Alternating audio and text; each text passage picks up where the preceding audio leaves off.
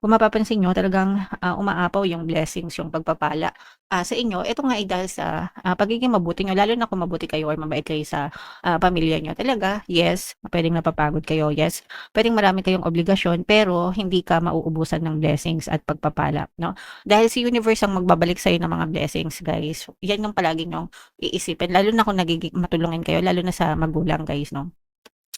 Kapagka mabait kayo sa magulang niyo, matulungin kayo sa magulang niyo na wala kayong hinihinging, kapalit or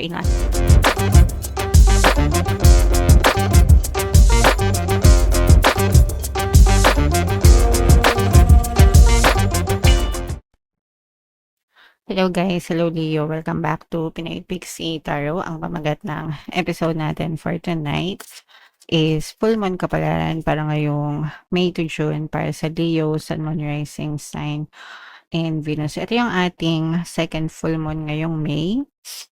Yung first full moon natin guys ay nung May 1, tapos ngayon naman May 31 mga kapiksi. And yung susunod na full moon natin ay sa June 29. And so ang reading na to ay para sa period na yan.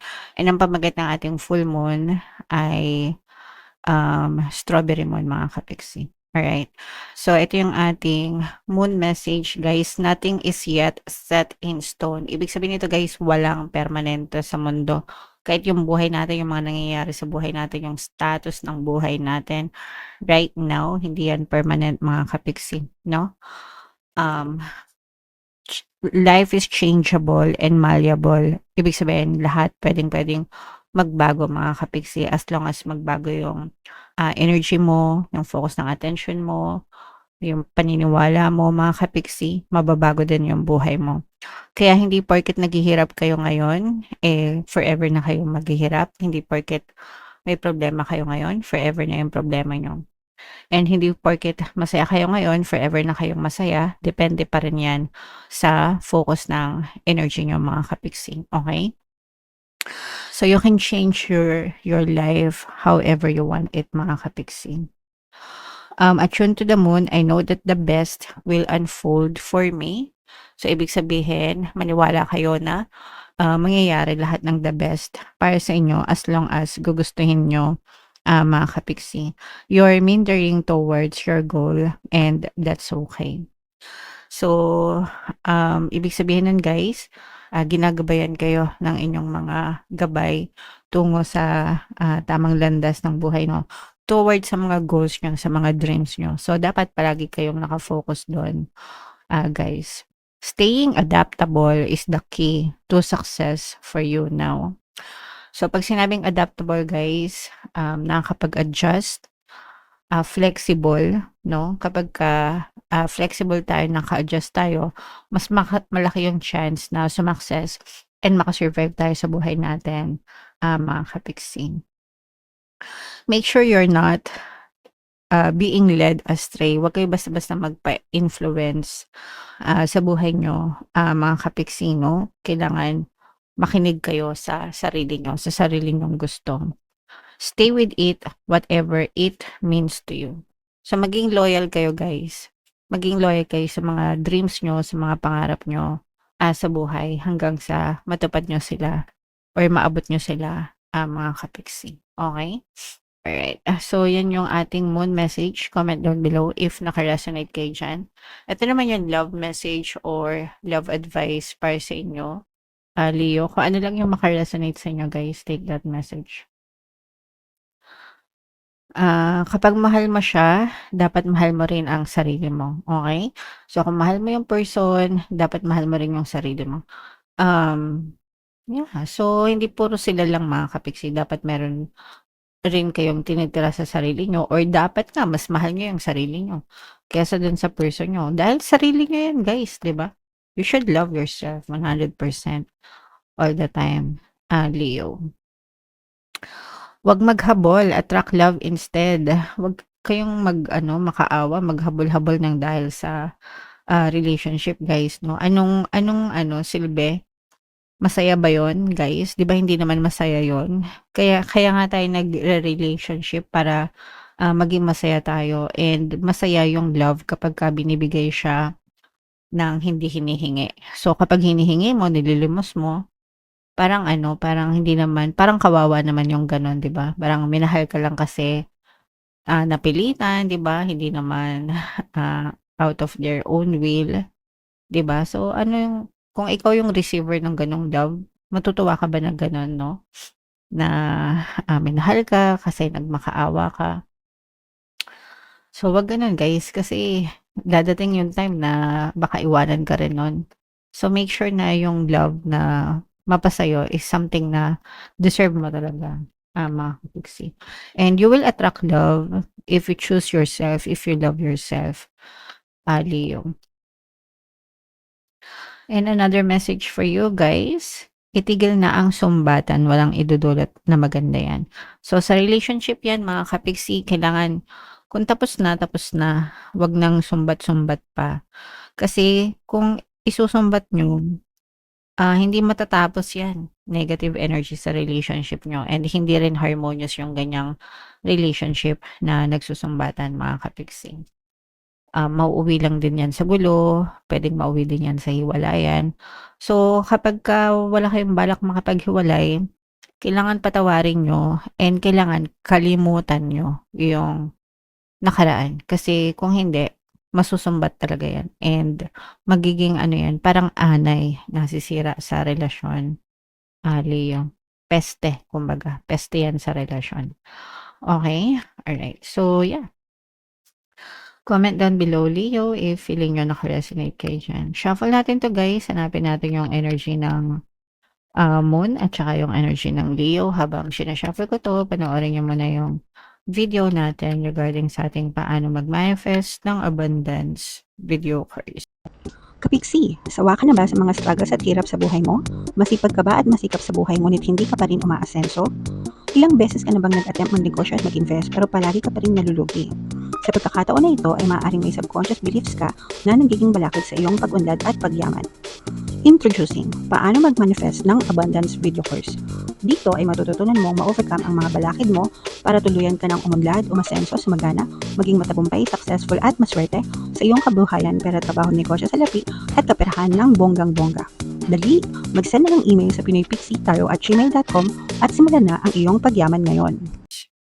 Alright, so sa lahat ng gusto mag-avail ng course guys, meron tayong paano mag-manifest ng abundance video course, paano mawala ang third party at magkaroon ng harmonious na relationship, paano pabalikin si ex or vice breakup. Sa mga interesado guys, mag-send lang kayo ng email sa pinoypixie@gmail.com. And sa mga naghahanap ng pampaswerte guys, meron tayong money shaker jar. Ito yung guys, no? Super liit na bote pero super effective, super powerful. At saka ito guys. So sa mga interesado, ito yung WhatsApp number ko. Chat nyo lang ako dyan guys. Sa WhatsApp lang kayo mag-chat guys. Huwag kayong mag-text. Huwag kayong tumawag. Kasi yung SIM na yan, hindi ko yan sinecheck mga kapiksi. Tsaka hindi rin ako magre-reply. WhatsApp lang mga kapiksi. So, Leo, kayo ay represent ng Queen of Wands. Ito yung ating moon energy. Ito guys, no, this is both negative and positive mga kapiksi. So, for some of you guys, nakikita natin na meron kayong mga mabibigat na mga mabibigat na responsibilities sa balikat nyo. Pwedeng mga breadwinner kayo guys. And pwedeng nagkakaroon kayo ng conflict sa family dahil dito sa pagiging breadwinner nyo. Guys, no? Or parang nagkakaroon kayo ng tampo, ganyan, yung nararamdaman natin. Parang nagtatampo kayo sa pamilya nyo or sa mga kapatid nyo or pwede rin sa parents nyo, guys, na parang tinatanong nyo, bakit kailangan ako yung maghirap, magdala ng pamilya, ganyan-ganyan. So, and pwede rin yung iba nagkakaroon ng away at saka sumbatan, mga kapiksi, no? Sabi nga natin dito kanina, wag magsumbatan, 'di ba, yung mensahe sa inyo sa love. Pero parang ganun yung nakikita natin para sa inyo. Kasi hindi naman dahil sa parang napupuno na kayo, guys, at saka parang napapagod na rin kayo, lalo na kung feeling mo walang tumutulong sa iyo, mga kapiksi. So, nandun yung pero nagtatalo din yung isip mo dito, guys, yung isip mo tsaka yung emosyon mo. Kasi kahit nasabihin natin napapagod ka na, parang gusto mo nang tumigil sa pagtulong sa pamilya mo, pero at the back of your mind or sa puso mo, gusto mo pa rin magbigay kasi mahal mo yung pamilya mo, guys. Pero yun nga lang, parang pag naiisip mo yung sarili mo, parang feeling mo unfair. So, comment down below sa mga ganyan, nakakaranas ng ganyan. Huwag kayong mag-alala guys, kasi maraming ganito talaga na parang feeling nila, no, walang tumutulong sa kanila.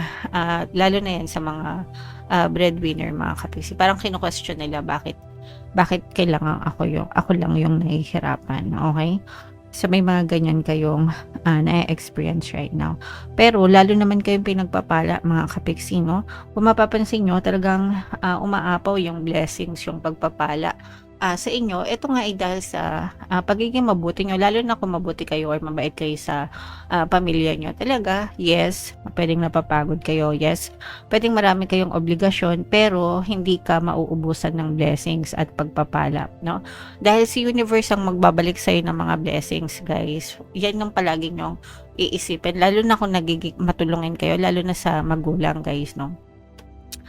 Kapag mabait kayo sa magulang nyo, matulungin kayo sa magulang nyo na wala kayong hinihinging kapalit or inaantay mula sa kanila, lalo kayong ibe-bless, lalo kayong pagpapalain, mga kapiksi. And for some of you, ganun yung nangyayari sa inyo, guys. Talagang si universe yung nagbabalik ng mga blessings sa inyo. So, ayan, mapapansin nyo talagang pwedeng umaapaw yung blessings, yung iba sa inyo, at saka nag-multiply talaga, guys, no? So, for some of you, ganun talaga na-experience ng iba, umaapaw yung blessings, nagmo-multiply yung kaperahan. Maaaring, ang nararamdaman natin dito, guys, is parang marami kayong source of income, no? Hindi lang isa. And lahat yun paldo-paldo, lahat yun pumapaldo kayo. So, pwedeng may trabaho kayo, regular trabaho nyo, tapos may side hustle pa kayo. Yung side hustle nyo, malaki din yung kinikita nyo, mga ganyan. Guys, okay? So, kumbaga lahat ng subukan nyo, pagdating sa pagkakakitaan, mga kapiksi, pumapaldo kayo. Guys, okay?